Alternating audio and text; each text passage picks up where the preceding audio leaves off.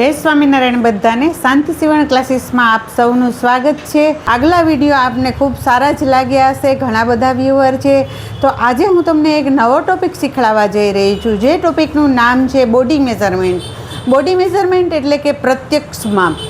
પ્રત્યક્ષ માપ અને પરોક્ષ માપ। તો પ્રત્યક્ષ માપ એટલે શું? તો કે આપણા બોડી ઉપરથી લીધેલા માપને પ્રત્યક્ષ માપ કહે છે। આપણું બોડી છે એ 4 ભાગમાં વહેંચાયેલું છે, 2 ભાગ આગળ અને 2 ભાગ પાછળ।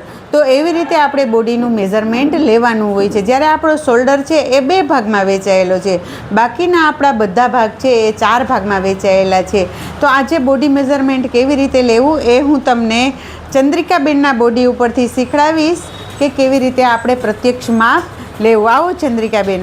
ચંદ્રિકાબેનની ઉંમર છે 72 યર, પણ ખૂબ જ નાના લાગે છે, ખૂબ પ્રેમાળ છે, ખૂબ લાગણીશીલ છે અને મારા માટે કાંઈ ને કાંઈ વસ્તુ લઈ આવ્યા જ રાખે છે।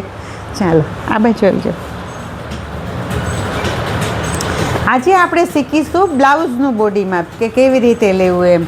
તો સૌ પ્રથમ આપણને ભગવાને અહીંયા એક હાડકું આપેલું જ છે, એ હાડકા પાસે આપણી મેઝર ટેપને આપણે રાખવાની છે। આપણી મેઝર ટેપ છે એ એપેક્સ પોઈન્ટ ઉપરથી જ પસાર થવી જોઈએ અને કમર સુધીના ભાગ સુધી લેવાની હોય છે। તો આપણા બ્લાઉઝની લેન્થ અત્યારે અહીંયા રેડી લેન્થ છે 14। આ થઈ આપણા બ્લાઉઝની લેન્થ। હવે આપણે ચેસ્ટ લેશું। ચેસ્ટની અંદર આપણી એક આંગળી રહે એટલો માપ આપણે એકદમ ફિટિંગ કરવાનું નથી, આપણી એક આંગળી અંદર રહેવી જોઈએ એવી રીતે આપણે માપ લેવાનો છે। તો આ બેનની ચેસ્ટ છે 37। પછી લેશું આપણે એમની કમરની લંબાઈ। તો આપણે જ્યાં 14 ઇંચ પૂરું થયું છે ત્યાંથી આપણે એના કમરની લંબાઈ લેશું। એના કમરની પહોળાઈ છે 34 ઇંચ। લંબાઈ થઈ ગઈ, છાતી થઈ ગઈ, કમર થઈ ગઈ। હવે આપણે લેશું શોલ્ડર। તો કસ્ટમરને આપણે એવું કહેવાનું છે કે તમે મિરરની સામે જુઓ। હવે અહીંયા આપણે કુદરતી એક હાડકું આપેલું જ છે, એ હાડકા પાસે આપણી મેઝર ટેપને રાખવાની છે અને આ હાડકા સુધી આપણી મેઝર ટેપને આપણે લઈ જવાની છે। તો ચંદ્રિકાબેનનો શોલ્ડર આપણને અત્યારે રેડી 15.5 બતાવે છે। હવે લેશું આપણે એમનો મૂંઢો। તો આપણે આ બાજુ આવી જાઓ। આપણા બગલના ભાગની સામેથી જ હાથનો મૂંઢો લેવામાં આવે છે। એમનો મૂંઢો છે 11.5। એમનો મૂંઢો આપણને બતાવે છે 11.5। હવે આપણે લેશું સ્લીવની લંબાઈ। તો જે આપણે માપ લીધું છે શોલ્ડરનું ત્યાંથી આપણે સ્લીવની લંબાઈ લેવાની છે। આપણે કસ્ટમરને પૂછવાનું છે તમારે હાફ જોઈએ છે, એલ્બો જોઈએ છે, 3/4 જોઈએ છે કે ફૂલ સ્લીવ જોઈએ છે? મેડમ તમારે કેટલી જોઈએ છે? એલ્બો।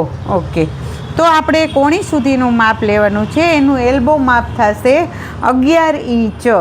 જ્યાંથી 11 ઇંચ પૂર્ણ થયું છે ત્યાંથી આપણે એની સ્લીવ મોરીની પહોળાઈ લેશું। તો એની મોરીની પહોળાઈ છે 10 ઇંચ। હવે લેશું આપણે એની સ્લીવની પહોળાઈ। સ્લીવની પહોળાઈમાં જરા બી મેઝર ટેપ આપણે ઢીલી રાખવાની નથી। તો એમની સ્લીવની પહોળાઈ છે 15 એટલે કે 15।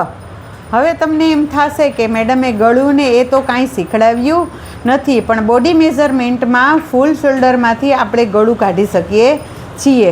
આગળનું ગળું આપણે એમને પૂછવાનું કે તમને કેટલું નીચું જોઈએ છે? તો આ હાડકા સુધી આપણે આગળનું ગળું લઈ શકીએ છીએ। તો એમનું આગળનું ગળું થશે 7 અને બેક ગળું એને જેટલું ગમે એટલું આપણે નીચે તરફ લઈ જવાનું। કસ્ટમરને કહેવાનું છે તમને ડીપ ગળું જોઈએ છે કે તમને વધારે ઉપર ગળું જોઈએ છે? જેવી કસ્ટમરની ચોઈસ હોય તે પ્રમાણે આપણે ગળું બનાવવાનું હોય છે। પણ આમાં મારે તમને એક નોંધ તરીકે એક સૂચના આપવાની છે કે જેમ જેમ ગળું નીચે જાય છે તેમ તેમ શોલ્ડરની પહોળાઈ છે એમાં ઘટાડો થાય છે। જેમ જેમ ગળું અપ જાય છે તેમ તેમ શોલ્ડરની પહોળાઈમાં વધારો થાય છે। તો આ નિયમને અનુસરીને જો તમે બ્લાઉઝનું કટિંગ કરશો તો પરફેક્ટ કટિંગ આવશે અને પરફેક્ટ ફિટિંગ આવશે। મારા નેક્સ્ટ વિડીયોમાં આ બ્લાઉઝનું કેવી રીતે ડ્રાફ્ટિંગ કરવું એ હું તમને સમજાવીશ। Okay, thank you, bye bye.